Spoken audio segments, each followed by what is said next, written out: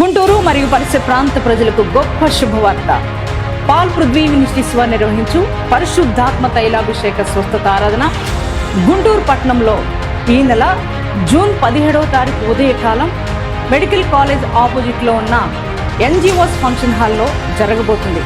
17వ తారీఖు ఉదయకాలం పరిశుద్ధాత్మ దేవుడు అద్భుతమైన రీతిలో కదలబోతున్నారు. గుంటూరు పట్టణంలో బలమైన దేవుని సన్నిధిని ప్రజలు అనుభవించబోతున్నారు. జీవితాలను మార్చే వాక్య సందేశాన్ని పరిశుద్ధాత్మ దేవుడు అనుగ్రహించబోతున్నారు.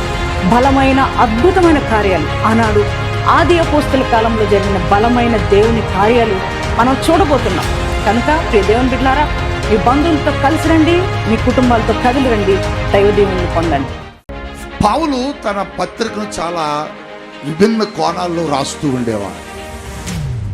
పౌలు జ్ఞానం చాలా అద్భుతమైనటువంటి పరిశుద్ధాత్మ దేవుని చేత పొందుకున్న జ్ఞానం అది.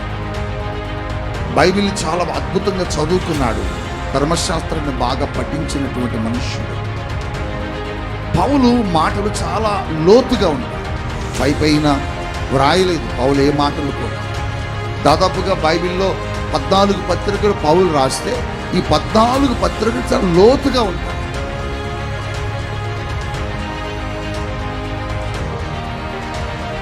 ఫిలోమోనుకు రాస్తున్నాడు పౌలు. ఫిలోమోను అనబడి ఒక సహోదరుడు తన తోటి జత పనివాడైనటువంటి ఫిలోమోనుకు రాస్తా ఉంటాడు. ఏమన్నాడు? క్రీస్తు యేసు ఖైదీనైనా నేను మరియు తిమోతి మేమిద్దరం రాస్తున్నాము అంటూ రాశాడు. తనను తాను లేఖనములు ఏమని పరిచయం చేసుకుంటున్నాడు ఫిలోమోని కంటే? క్రీస్తు యేసు ఖైదీ అట.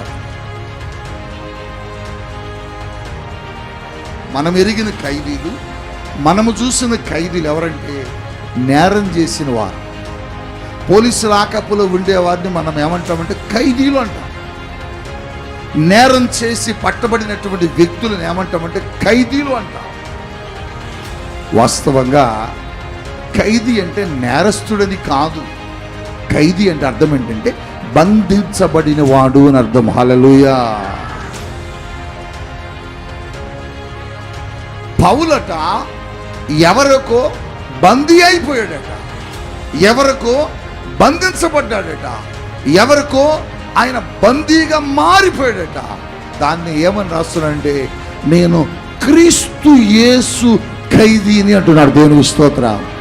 అంటే క్రీస్తు యేసుకి ఆయన ఏమైపోయాడంటే, క్రీస్తు యేసు చేతిలో ఏమైపోయాడంటే బంధించబడ్డాడు.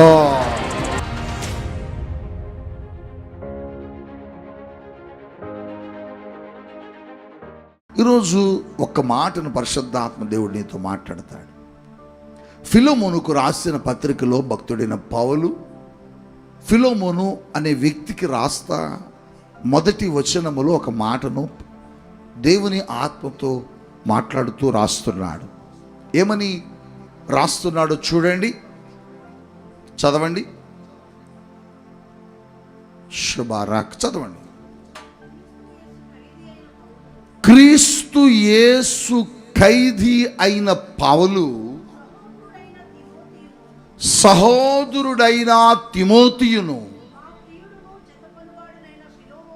మా ప్రియుడును జత పనివాడైనటువంటి ఫిలోమోనుకు వ్రాయునది ఏమనగా అంటూ లేఖనాన్ని ప్రారంభించాడు. పౌలు తన పత్రికను చాలా విభిన్న కోణాల్లో రాస్తూ ఉండేవాడు. పౌలు జ్ఞానం చాలా అద్భుతమైనటువంటి పరిశుద్ధాత్మ దేవుని చేత పొందుకున్న జ్ఞానం అది. బైబిల్ని చాలా అద్భుతంగా చదువుకున్నాడు. ధర్మశాస్త్రాన్ని బాగా పఠించినటువంటి మనుష్యుడు. పౌలు మాటలు చాలా లోతుగా ఉంటాయి. పైన వ్రాయలేదు పౌలు ఏ మాటలు కూడా. దాదాపుగా బైబిల్లో 14 పత్రికలు పౌలు రాస్తే ఈ 14 పత్రికలు చాలా లోతుగా ఉంటాయి. ఆ లోతైన అనుభవం ప్రతి వ్యక్తికి రాత్రి కావలసిన అవసరత ఎంతైనా ఉన్నది. దేవుని స్తోత్రం. హల్లెలూయా. ఫిలోమోనుకు రాస్తున్నాడు పౌలు. ఫిలోమోను అనబడి ఒక సహోదరుడికి, తన తోటి జత పనివాడైనటువంటి ఫిలోమోనుకి రాస్తా ఉంటాడు. ఏమన్నాడు? క్రీస్తు యేసు ఖైదీనైనా నేను మరియు తిమోతి మేమిద్దరం రాస్తున్నాము అంటూ రాశాడు. తనను తాను లేఖనములు ఏమని పరిచయం చేసుకుంటున్నాడు ఫిలోమోని కంటే? క్రీస్తు యేసు ఖైదీ అట అతను. చెప్పండి, ఎవరైనా ఖైదీతో పోల్చుకుంటున్నాడు. మనకు తెలిసిన ఖైదీలు, మనం ఎరిగిన ఖైదీలు, మనము చూసిన ఖైదీలు ఎవరంటే నేరం చేసిన వారు. పోలీసు లాకప్లో ఉండేవారిని మనం ఏమంటామంటే ఖైదీలు అంటాం. నేరం చేసి పట్టబడినటువంటి వ్యక్తులను ఏమంటామంటే ఖైదీలు అంటాం. వాస్తవంగా ఖైదీ అంటే నేరస్తుడని కాదు. ఖైదీ అంటే అర్థం ఏంటంటే బంధించబడిన వాడు అని అర్థం. హల్లెలూయా, గట్టిగా చెప్పండి హల్లెలూయా. ఖైదీ అనే మాటకు రుబోషెహేనియో అర్థం ఏంటంటే బంధించబడిన వాడు. పౌలట ఎవరికో బందీ అయిపోయాడట, ఎవరికో బంధించబడ్డాడట, ఎవరికో ఆయన బందీగా మారిపోయాడట. దాన్ని ఏమని రాస్తున్నాడంటే నేను క్రీస్తు యేసు ఖైదీని అంటున్నాడు. దేవునికి స్తోత్రం.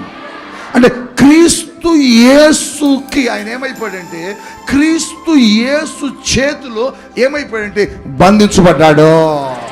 హల్లెలూయా. ఇప్పుడు మీరు మమ్మల్ని అడుగుతా, నేను నేరం చేసినటువంటి వ్యక్తులు, నేరం చేత పట్టబడినటువంటి మనుషులను పోలీసులు బంధించినప్పుడు వారిని మనం ఖైదీలు అంటాం. నేరం చేసినటువంటి ఖైదీలని పోలీసులు తీసుకుని వెళ్ళి చెరసాల లోపల వేస్తారు.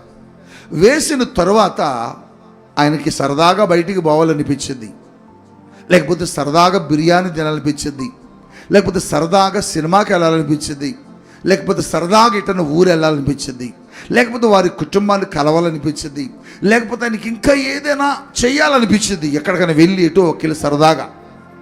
పోలీసులు వారికి అనుమతిస్తారా? చెప్పండి, మీరు చెప్పాలి. అనుమతించరు. ఇస్తారా? చెప్పండి. అనుమతించరు. ఎందుకని వారి చేతిలో బంధించబడ్డాడు. వారి చేతిలో బంధించబడిన ఖైదీకి మొదటగా ఏం కోల్పోతాడంటే తనకున్న స్వేచ్ఛను కోల్పోతాడు.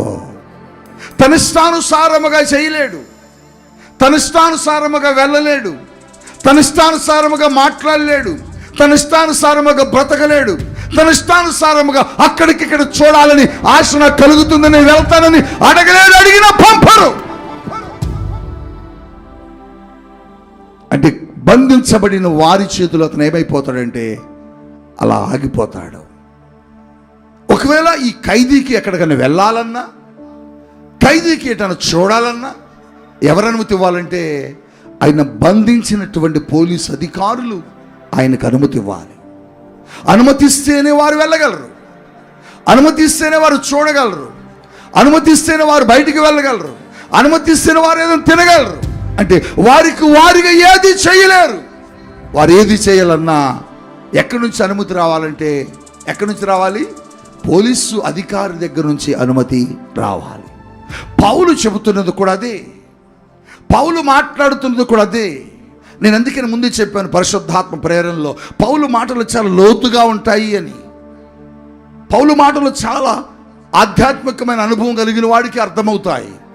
పౌలు ఉద్దేశం ఏంటంటే నేను క్రీస్తు చేత పట్టబడ్డాను, నేను క్రీస్తు చేతిలో బంధించబడ్డాను, క్రీస్తుకు నేను బందీగా మారిపోయాను కనుక క్రీస్తుకు బందీగా మారిపోయిన నా జీవితంలో క్రీస్తు చెప్పకుండా నేనేది చేయలేను.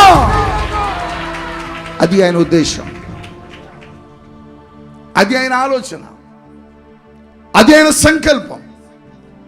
అందుకోసం అంటున్నాడు నేను క్రీస్తు ఖైదీని.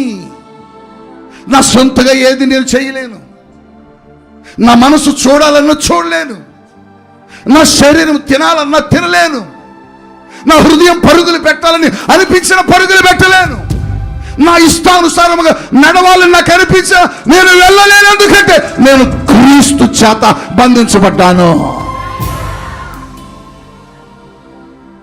రక్షణ పొందిన వ్యక్తి ఇలాగే జీవించాలి. మారు మనసు పొందిన వ్యక్తి ఇలాగే జీవించాలి. క్రీస్తు రక్తములో కడగబడిన ప్రతి క్రైస్తవుడు ఇలా క్రీస్తుకు ఖైదీలుగా మారిపోవాలా. రక్షణ పొందుకు నీకు ఇష్టానుసారంగా బ్రతకూడదు. రక్షణ పొందుకు నువ్వు ఇష్టానుసారంగా జీవించకూడదు. మారు మనసు పొందిన నువ్వు ఇష్టానుసారంగా నడవకూడదు. ప్రభు బలలో చేయి వేస్తున్న నీవు లోకానుసారమైన జీవితం నీ జీవితంలో కనబడకూడదు. కనబడితే నువ్వు క్రీస్తు బిడ్డవు కాదు. కనబడితే నువ్వు రక్షణ పొందినందుకు ఉపయోగం లేదు. నువ్వు అలా జీవిస్తూ ఉంటే నీ బతుకులో క్రీస్తు ఉన్నాడు అనడానికి అవకాశమే లేదు. అమ్మా, కానీ నువ్వు ఎలా జీవిస్తున్నావు? క్రీస్తు రక్తంలో కడగబడ్డానని చెబుతున్నావు, బాప్తిసం పొందుకున్నానని చెబుతున్నావు, అగ్నిలో బాప్తిసం పొందుకున్నానని చెబుతున్నావు, పరిశుద్ధాత్మలో బాప్తిసం పొందుకున్నానని చెబుతున్నావు, ప్రతి ఆదివారం సంఘానికి వస్తానని చెబుతున్నావు, ప్రతి ఆదివారమే కాక ప్రతి శనివారం శుక్రవారాలు కూడా మందిరానికి వస్తా అంటున్నావు. ఇన్ని పద్ధతులు నువ్వు దేవుని సన్నిధిలో జరిగిస్తున్నావు, కానీ నీ ఇష్టానుసారంగా నేను బ్రతుకుతున్నావు. నీ మనసు ఎక్కడికి వెళ్ళమంటే అక్కడికి వెళ్ళిపోతున్నావు. నీ హృదయం ఎక్కడికి వెళ్ళమంటే అక్కడికి వెళ్ళిపోతున్నావు. నీ చేతులు ఏం చేయమంటే చేస్తున్నావు. నీ కనులు ఎక్కడికి చూస్తే అక్కడికి వెళ్ళిపోతున్నావు. నువ్వు కోరుకున్నదని పొందుకుంటున్నావు. ఇంకా నువ్వు క్రీస్తు బిడ్డ ఎలా అవుతావు? క్రీస్తు రక్తంలో కడగబడినట్లు ఎట్లవుద్ది? నువ్వు తీసుకునే బల్లకు విలువేముంది? నువ్వు తీసుకునే క్రీస్తు రక్తానికి విలువేముంది? నువ్వు తీసుకునే ప్రభు శరీరమునకు ఏం విలువ ఉంది? అది పవిత్రమైంది, అది నిష్కలంకమైనది, అది నీ కొరకు నా కొరకు కొన్ని సంవత్సరముల క్రితం కార్చబడినది. దానికి ఒక ప్రత్యేకత ఉన్నది, దానికి ఒక విశిష్టత ఉన్నది. దాన్ని తీసుకుని నువ్వు ఎలా ఉండాలంటే లోకానుసారమైన జీవితంలో జీవించకూడదు. క్రీస్తుకు నువ్వు బంధించబడాలి, క్రీస్తులో నువ్వు పట్టబడాలి. నీకు నువ్వుగా జీవించడానికి వీల్లేదు. అందుకని పౌలు అంటున్నాడు, నాకు నేనుగా జీవించడానికి ఇక నాకు అవకాశం లేదు. నాలో జీవించుచున్నవాడు క్రీస్తే. ఏమైపోయాడు ఈయన? క్రీస్తు చేతిలో బంధించబడ్డాడు.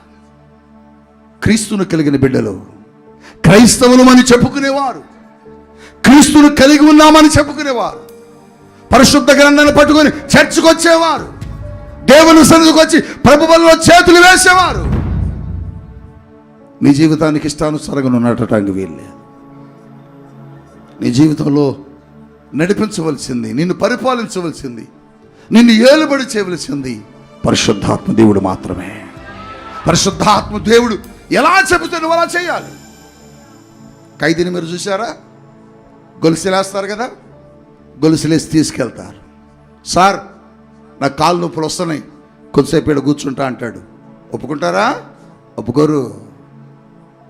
ఆ గొలుసు ఎవరి చేతిలో ఉంటుందో, ఏ అధికారి చేతిలో ఆ గొలుసు ఉంటుందో ఆ అధికారి చెప్పినట్లు ఆ ఖైదీ వినాల్సిందే. ఆ ఖైదీ ఆ అధికారి చెప్పినట్లు వినకపోతే అధికారి ఒప్పుకోడు. ఎందుకంటే అది రూల్.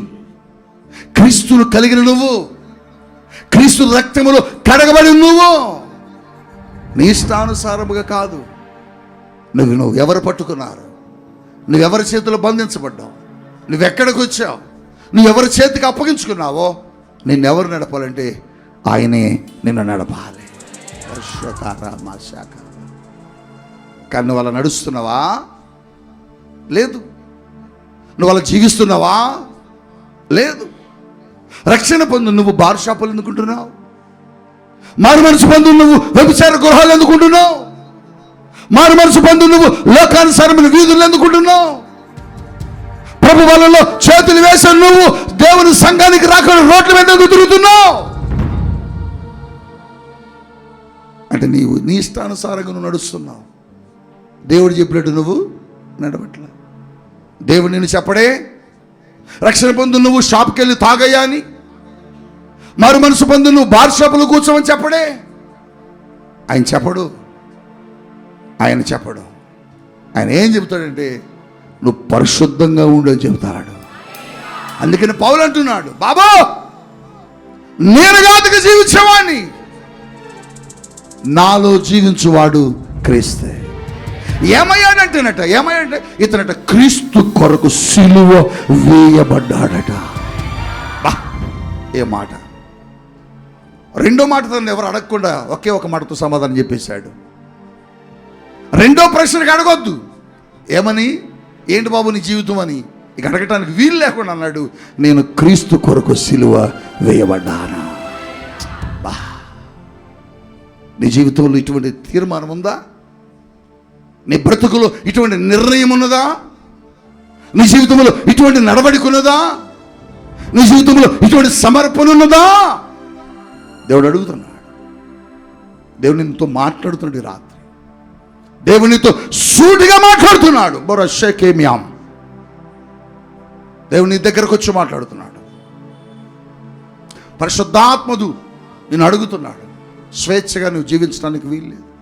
నీ మనస్సు పరిగెత్తవచ్చు, నీ హృదయం పరిగెత్తవచ్చు,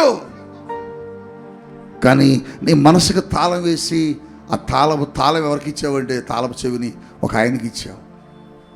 ఎప్పుడు ఇచ్చావు? బాప్తిస్మం తీసుకున్న రోజు ఇచ్చావు. ఎప్పుడు ఇచ్చావు? బల్లకి తీసుకున్న రోజు ఇచ్చావు. ఎప్పుడు ఇచ్చావు?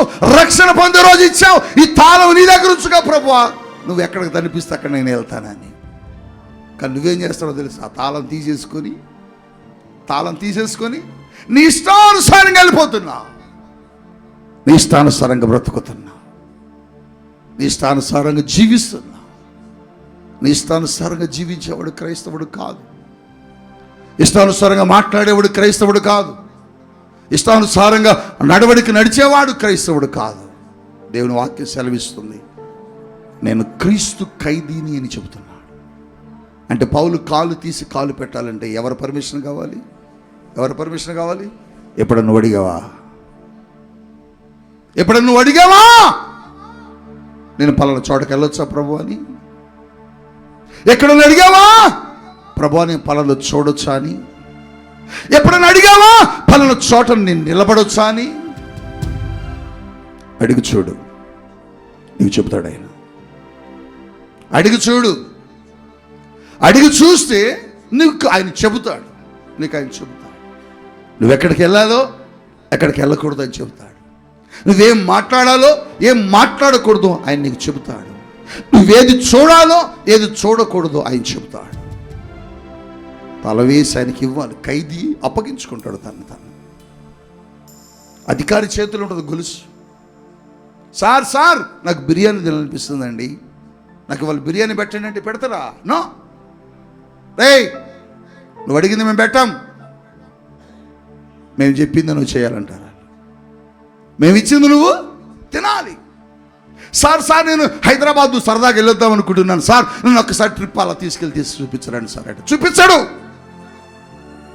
అంటే క్రైస్తవుడికి తనకు తానుగా సొంత నిర్ణయాలు తీసుకోవడానికి కూడా అవకాశం ఉండకూడదు. ఏది చేయాలన్నా దేవుణ్ణి అడగాలి. దానియేలు అడుగుతున్నాడు. ఆయన పిలిచాడు, ఏదో కలగన్నాడట. ఆ కళ చూడండి, వాడు మర్చిపోయి కళ చెబుతాడు. ఆయన అంటున్నాడు, నేను రాత్రి ఒక కలగన్నా. ఆయన అన్నాడు, దానియేలు ఆ కళ ఏంటో చెప్పండి నేను చెబుతా అన్నాడు. కళ కూడా గుర్తులేదు నాకు అన్నాడు. కళ చెప్పితే నేను చెబుతా కదా, కళ చెప్పకుండా ఎలా చెబుతాను? నాకు తెలియదు, నేనేం కలగన్నాను కూడా మర్చిపోయిన. ఆ కళ నువ్వే చెప్పు అంటున్నాడు. అయితే నాకు ఒక దినం గడివి అన్నాడు. పరుగు నా దేవుని సన్నిధికి వెళ్ళి మోకరించి ఆయనకు వచ్చిన కళ ఏంటి ప్రభు అని అడుగుతున్నాడు. దేవుడు ప్రత్యక్షంగా చూపిస్తున్నాడు దానియేలుకి, ఇదిగో కళ ఇది. ఆ కళ భావాన్ని రాజుకు చెప్పినప్పుడు ఆశ్చర్యపోయాడు. రాజు దానియేలు చూసింటున్నాడు, ఇతను దేవుని దూత వంటి వాడు, దైవాత్మ కలిగిన వాడు. ఇటువంటి వాడు మన దేశంలో ఇక్కడ కాదు ఉండాల్సింది, రాజు స్థానములో. అంటే దేవుణ్ణి అడుగుతున్నాడు, ఏం చెయ్యాలి ప్రభువా, ఏం చెప్పాలి ప్రభువా? నువ్వు చెబితే నేను అతనికి చెప్తాను. అవును, నీ ఇంట్లో నీ బిడ్డల వివాహాల విషయంలో నువ్వు దేవుని అడుగుతున్నావా? దేవుని అడుగు. నీ ఇంట్లో వివాహాల విషయంలో, నీ చేసే ఉద్యోగ విషయంలో, నువ్వు కొనే వస్తువు విషయంలో, ఏది చేసినా నీ నిర్ణయం ఉండకూడదు.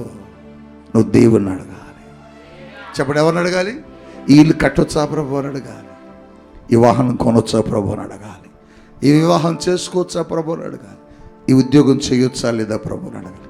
ఈ స్థలానికి నేను వెళ్ళొచ్చా లేదా ప్రభుని అడగాలి. అడిగితే నీకు చెబుతాడు. పౌలు బయలుదేరాడు ఆసియా ఖండం. నువ్వు వెళ్ళొచ్చా వెళ్ళకూడదు చెప్పు ప్రభు అంటుంటే దేవుని ఆత్మ పౌలుతో ఉంటుంది, ఇప్పుడు నువ్వు ఆసియా ఖండానికి వెళ్ళొద్దు అంటుంది. అంటే దేవుడు ఎప్పుడైతే దేవుని ఆత్మతో నింపబడిన దైవజనుడు దేవుని అడుగుతున్నాడో దేవుని ఆత్మ గైడ్ చేస్తుంది, మాట్లాడుతున్నది, సెలవిస్తుంది. నీ జీవితంలో కూడా దేవుణ్ణి అడగాలి.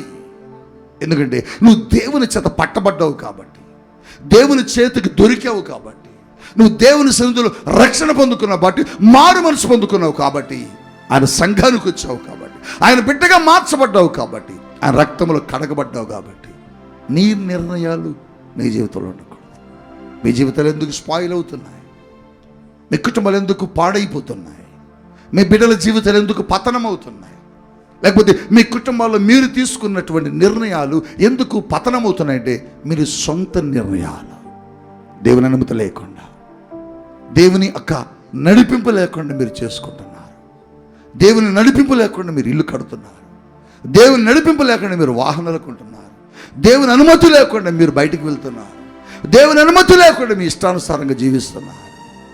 అందుకోసమే మీ జీవితాల్లో కష్టాలు, మీ జీవితంలో శ్రమలు, మీ జీవితంలో రోగాలు, మీ జీవితాల్లో ఇరుకులు, ఇబ్బందులు. ఎందుకంటే మీరు తీసుకునే నిర్ణయాల్లో ఎక్కడా కూడా దేవుని యొక్క ఆలోచన లేదు. దేవుని ఆలోచన నీ జీవితంలో ఉండాలి. దేవుని నిర్ణయం నీ జీవితంలో ఉండాలి. దేవుడు నిర్ణయం నీ జీవితంలో ఉంటే ఎలా ఉంటుందో తెలుసా? దేవుని సన్నిధిలో పౌలు ఒక రోజున ఇటలీకి బయలుదేరాడు. వాడలో ప్రయాణమై ఇటలీ వెళుతున్నాడు. అది దేవుని సంకల్పం, అది దేవుని ఉద్దేశం. పౌలు అక్కడికి వెళ్ళాలి, కానీ ప్రయాణం ఆటంకపరచబడ్డది. వాడ పగిలిపోయే పరిస్థితులు వచ్చినాయి. అందరూ కేకలేస్తుంటే పౌలు అక్కడ కూర్చొని అక్కడ ప్రార్థన చేస్తుంటే పౌలు ముందుకు వచ్చి దేవుని దూత మాట్లాడుతున్నాడు. ఏమని? పౌలా, నువ్వు భయపడాల్సిన పని లేదు, నువ్వు క్షేమంగా చేరతావు అక్కడికి. ఎందుకు పౌలు ప్రయాణాన్ని చెప్పింది దేవుడే. పౌలు ప్రయాణాన్ని సిద్ధపరిచింది దేవుడే. పౌలు ప్రయాణాన్ని నిర్ణయించింది దేవుడే. నీ జీవితంలో దేవుడు నిర్ణయించింది నువ్వు చేస్తుంటే ఎవడు అడ్డొచ్చినా దాన్ని ఎవడు కూడా ఆపలేడు. ఒకవేళ ఎవడన్నా అడ్డొచ్చి నీ కార్యాలను, నీ పనులను, నీ యొక్క ప్రణాళికలు పాడు చేయాలని చూసిన వాడు సమయం వేస్ట్ తప్ప నీ జీవితంలో ఎవడేం చేయలేడు. ఎందుకు మాట చెబుతున్నానంటే క్రీస్తును కలిగిన మనం, క్రీస్తులో నడుస్తున్న మన జీవితంలో సొంత నిర్ణయాలు తీసుకోకూడదు. క్రీస్తును కలిగి ఉన్న మనం సొంత ఆలోచనలు మనం చేయకూడదు. ఈ ఆలోచన చేయాలన్నా ప్రభువా ఇది చేయొచ్చా, యేసయ్యా ఇక్కడికి వెళ్ళొచ్చా అడగాల. అడగకుండా మీరు చేయడాన్ని బట్టే మీ కుటుంబాలు పతనమవుతున్నాయి. అడగకుండా నడవడాన్ని బట్టే మీ కుటుంబాలు పాడైపోతున్నాయి. ఇష్టానుసారంగా చేస్తారు, దెబ్బతింటారు, నష్టపోతారు, అప్పులైపోతారు. వచ్చి పాస్టర్ గారు, రెడ్డి ఏంటమ్మా చాలా నష్టం వచ్చేసిందండి, చాలా నష్టం వచ్చింది. ఎందుకు రాదు? దేవుని చిత్తములో లేని దాన్ని నన్ను జరిగించినప్పుడు నష్టమే వచ్చింది. దేవుని చిత్తములో లేని వివాహాలు నష్టపడతాయి. దేవుని చిత్తములో లేని ఉద్యోగాలు నష్టపోతాం. దేవుని చిత్తములో లేని జీవితాలు దేవుడు ఇష్టపడాడు. ఈ రాత్రి దేవుడు నీతో మాట్లాడుతున్నాడు. నువ్వు క్రీస్తు దగ్గరకు వచ్చావు, క్రీస్తు బిడ్డగా బ్రతుకుతున్నావు, కానీ క్రీస్తుకు నువ్వు ఖైదీగా మారేవా లేదా? క్రీస్తుకు ఖైదీగా నువ్వు పట్టబడ్డావా లేదా? క్రీస్తు చేతుల్లో నువ్వు దేవుని బిడ్డగా మార్చబడ్డావా లేదా? నీ ఇష్టానుసారంగా నువ్వు నడుస్తూ నా దేవుడు యేసు అంటే అది తప్పు. నీ ఇష్టానుసారంగా నువ్వు చూస్తూ నా ప్రభువు యేసు అంటే అది తప్పు. ఎందుకు నీ జీవితంలో దేవుని కార్యాలు జరగట్లేదంటే నీ ఇష్టానుసారంగా నువ్వు నడుస్తున్నావు. వాడు అగ్గిలో కాలుతున్నాడు, మాడిపోతున్నాడట, నశించిపోతున్నాడట. వాడు కేకేస్తూ, నన్ను పైకి తీసుకురా, నన్ను పైకి తీసుకొస్తే ఈ అగ్ని గుండం ఇంత భయంకరంగా ఉంటుందని నేను ప్రజలందరికీ చెబుతా అంటే దేవుడు అంటున్నాడు, నువ్వు రావడానికి అవకాశం లేదు. వాడు అడిగాడు, ఎందుకు నాకు అవకాశం లేదంటే యేసయ్య అంటున్నాడు, నువ్వు బ్రతికిన దినములన్నీ నీకు ఇష్టం వచ్చినట్లుగా నువ్వు బ్రతికావు. నేను చెప్పినట్టు నువ్వు నడవలేదు, నేను ఉండమన్నట్టుగా నువ్వు ఉండలేదు, నేను జీవించమన్నట్టుగా నువ్వు జీవించలేదు. నీ ప్రాణం ఎలా చెబితే నువ్వు అలా చేశావు, మనస్సు ఎలా నడిపితే అలా నడిచావు. ఏమని చెప్పావు? నా ప్రాణమా తినుము తాగుమన్నావు. ఆ ప్రాణాన్ని ఇచ్చిన నన్ను మర్చిపోయావు. ఏమన్నావు? నా ప్రాణమా సుఖించుమన్నావు. నీకు భూములు ఇచ్చిన నన్ను మర్చిపోయావు, నీకు సంపద ఇచ్చిన నన్ను మర్చిపోయావు, నీకు ధనమునిచ్చిన నన్ను మర్చిపోయావు. చివరికి నా ప్రాణమా అంటున్నావే, ఆ ప్రాణము నేను ఇచ్చానన్న సంగతి కూడా నువ్వు మర్చిపోయావు. ఓరి పిచ్చివాడ, నేనిచ్చింది మర్చిపోయి నువ్వు నీ ఇష్టానుసారంగా బ్రతుకుతున్నావా? అయితే నువ్వు వెర్రోడు రాని ఊరి వెర్రివాడా అని దేవుడు మాట్లాడుతున్నాడు. ఈ రాత్రి దేవుడిని అడుగుతున్నాడు, క్రీస్తు చేతులు పట్టబడ్డావు, అయితే నీకు స్వేచ్ఛ ఉండకూడదు. క్రీస్తు దగ్గరకు వచ్చావా, అయితే నీ సొంత నిర్ణయాలు ఉండకూడదు. క్రీస్తు చేతులు తన బిడ్డగా మార్చబడ్డావా, నీ సొంత ప్రణాళికలో నీ జీవితంలో ఉండకూడదు. ఉంటే నువ్వు దేవుని బిడ్డవు కాదు, ఉంటే నువ్వు దేవుని బిడ్డవి కాలేవు. నువ్వు ఎప్పుడు దేవుని బిడ్డవు అవుతావంటే నీ మీద అధికారాన్ని ఆయనకి నువ్వు ఇవ్వాలి, నీ మీద ఆధిపత్యాన్ని నువ్వు ఆయనకి ఇవ్వాలి. ప్రభువా ఇది చేయొచ్చా అని అడగాలి, ప్రభువా ఇక్కడికి వెళ్ళొచ్చా అని అడగాలి, ప్రభువా ఇది చేయమంటావా అని అడగాలి. దేవుడు చెప్పాలి, దేవుడు చెప్పాలి. దేవుడు చెప్పితే ఒకవేళ సాతానుడు ఏదైనా డిస్టర్బ్ చేయాలని ప్రయత్నించిన ఆ పనుల్లో దేవుడు పని పూనుకొని దేవుడు అక్కడ అద్భుతం చేస్తాడు. మీ బిడ్డల వివాహాలు కావచ్చు, మీరు చేసే వ్యాపారాలు కావచ్చు, మీరు చేసే ఉద్యోగాలు కావచ్చు, మీరు కట్టే గృహాలు కావచ్చు, మీరు చేసే వ్యవసాయం కావచ్చు, మీ చేతి పనులు కావచ్చు, ఏదైనా కూడా నీకు నువ్వుగా చేయకూడదు. ఎందుకంటే నువ్వు క్రీస్తు చేత పట్టబడ్డావు. ఒకప్పుడు లోకంలో తిరిగి పాపంలో జీవించావు, లోకానుసారమైన బ్రతుకులు బ్రతుకు నువ్వు క్రీస్తు కావాలని వచ్చావు. క్రీస్తు నిన్ను పట్టుకున్నాడు, క్రీస్తు నిన్ను కడిగాడు.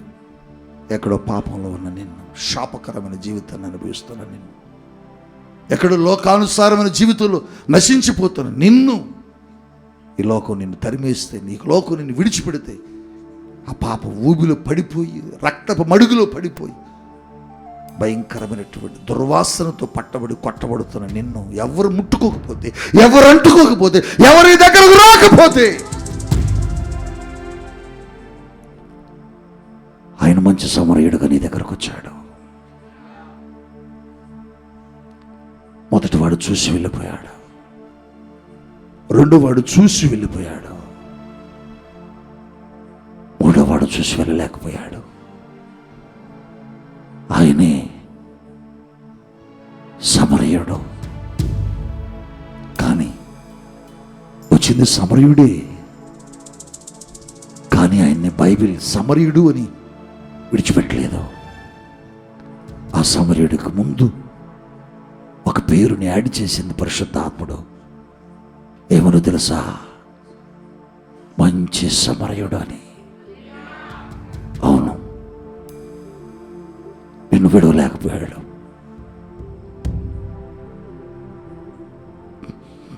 నిన్ను వదలలేకపోయాడు. లోకంలో నువ్వు ఇష్టానుసారంగా బ్రతుకుతుంటే, పాపశాపంలో నువ్వు నశించిపోతుంటే నువ్వు ఆయన పట్టుకోలేదు, నువ్వు ఆయన పట్టుకోలేదు, నిన్నే ఆయన పట్టుకున్నాడు.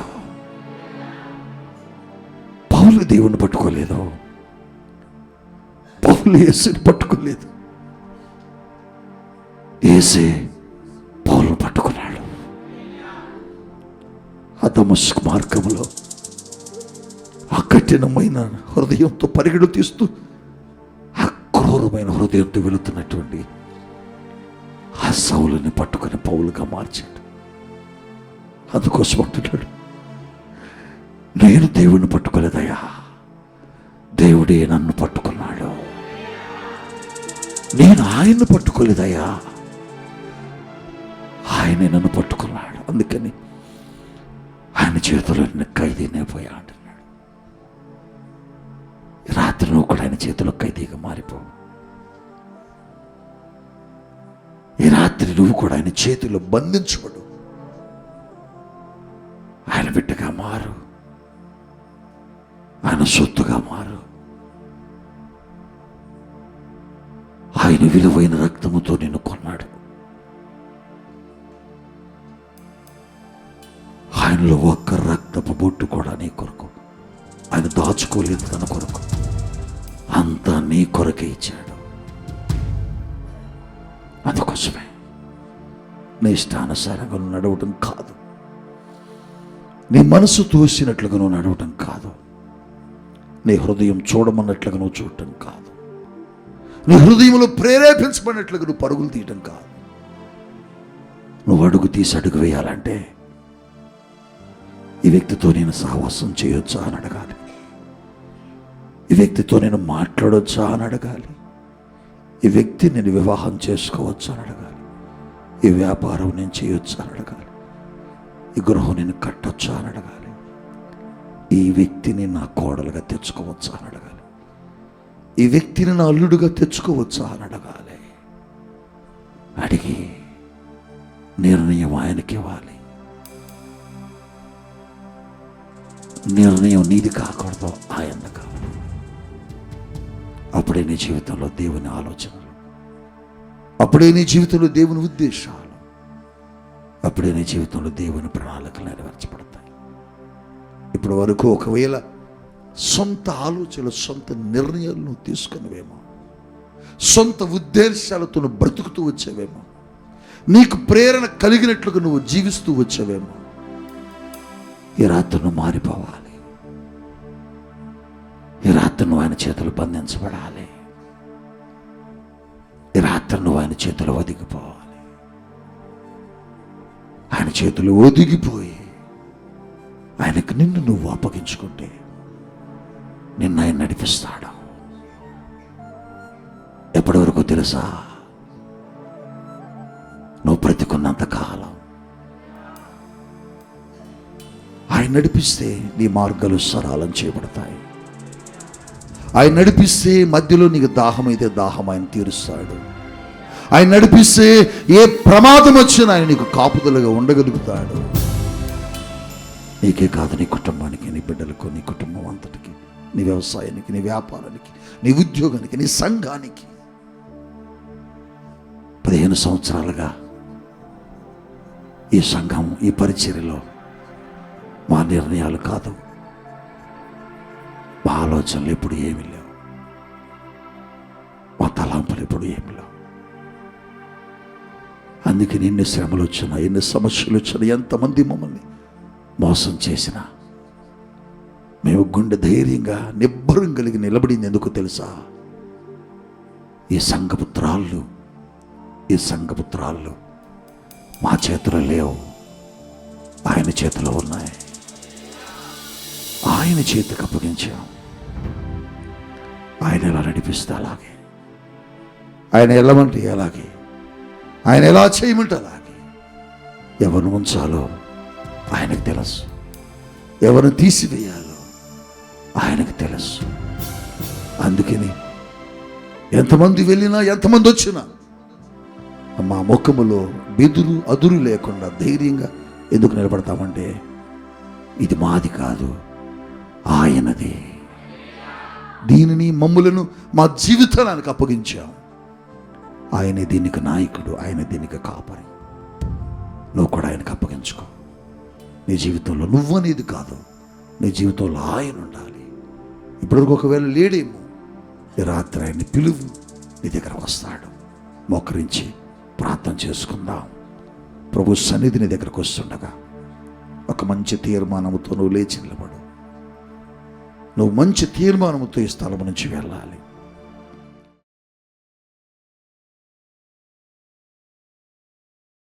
తండ్రి, నీకే వందనాలు, స్తుతులు, స్తోత్రాలయ్యా. ఈ రాత్రి మీరు మాట్లాడిన ప్రతి మాటను బట్టి నీకు వందనాలయ్యా. యేసయ్యా, మా సొంత ఆలోచనలు చేసి అయ్యా ఇదిగో తండ్రి ప్రభా, అనేక మార్లు నేను గాయపరిచి ఉన్నామేమో అయ్యా, అనేక సార్లు నేను విసిగించి ఉన్నానేమో అయ్యా, ఇదిగో తండ్రి ప్రభా, అనేక రీతిలుగా ప్రభా మేము అయ్యా మా ఇష్టానుసారమైన జీవితాన్ని జీవించి అయ్యా నా తండ్రి ప్రభా, అయ్యా మా యొక్క జీవితాల ద్వారా నీకు నాయనా అయ్యా నా తండ్రి ప్రభా నాయనా నీకు ఆయాసం కలిగించేమేమో ప్రభా, మమ్మల్ని క్షమించు, మమ్మల్ని మన్నించయ్యా. ఇదిగో నాయనా, ఈ రాత్రి మాతో మాట్లాడినప్పుడు అయ్యా పౌలు అంటున్నా, నేను క్రీస్తు ఖైదీనైనా నేను అని. అయ్యా నాయన పౌలు గారు ఎలా మాట్లాడారా అయ్యా, ఆ రీతిగానే ఈరోజు మేము కూడా నీ ఖైదీలుగా మారిపోతున్నాం. అయ్యా మాకు సొంత ఆలోచనలు వద్దు, మా మీద మాకు అధికారం వద్దు, మా మీద మా సొంత నడిపింపు వద్దు, నువ్వే మమ్మల్ని నడిపించాలి. మాకు ఆలోచన చెప్పి నడిపించయ్యా. క్షేమమైన మార్గంలో మమ్మల్ని నడిపే దేవుడు, మమ్మల్ని క్షేమమైన రీతిలో నడిపయ్యా. ఇదిగో నాయన, ఈ రాత్రి తప్పిపోయిన కుమారుడు ప్రభువా, ఆ తండ్రి ఇంటి వైపు తిరిగినట్లుగా ఈ రాత్రి తట్టు మేము తిరుగుతున్నామయ్యా. మమ్మల్ని చేర్చుకోయ్యా, మమ్మల్ని చేర్చుకోయ్యా. ఇప్పటి వరకు మేము నడిచిన ప్రతి నడకను బట్టి మమ్మల్ని క్షమించయ్యా. నీకు విరోధంగా చేసిన ప్రతి ఆలోచన బట్టి మమ్మల్ని క్షమించయ్యా. నీకు విరోధంగా చేసిన ప్రతి నిర్ణయాన్ని బట్టి మమ్మల్ని క్షమించయ్యా. నీ రక్తముతో మమ్మల్ని కడుగయ్యా, నీ రక్తముతో మమ్మల్ని శుద్ధి చేయయ్యా. ప్రభా నాయనా, నీ బిడ్డలుగా మమ్మల్ని చేర్చుకో, మమ్మల్ని పరిపూర్తిగా నీకు అప్పగించుకుంటున్నామయ్యా. మా పరిపాలకుడు నువ్వే నాయనా, మా జీవితాలు నడిపించయ్యా, క్షేమమైన రీతిలో మమ్మల్ని నడిపించయ్యా. నీ రాజ్యం మేము చేరాలి, నీ రాజ్యంలో మేము ఉండాలి ప్రభువా. అయ్యా నా తండ్రి కృప మాకు దయచేయమని ఈ రాత్రి ఎంతమంది తీర్మానం చేసుకున్నారో పౌలు వలె మేము జీవిస్తామని, ఆ రీతిగా జీవించడానికి పరిశుద్ధాత్మ దేవుని సహాయం మాకు అనుగ్రహించి మహిమ పొందుకొనుమని నజరేయుడిని యేసు శక్తి కలిగిన నామంలో ప్రార్థిస్తున్నాము తండ్రి, ఆమెన్. మన తండ్రి అయిన దేవుని ప్రేమ, మన రక్షకుడైన యేసుక్రీస్తు యొక్క కృప, మన ఆదరణకర్త అయిన పరిశుద్ధాత్మ దేవుని యొక్క అన్యోన్య సహవాసము మనం చేసుకున్న ప్రతి తీర్మానంలో స్థిరపరిచి మనల్ని నడిపించును గాక. ఆమెన్.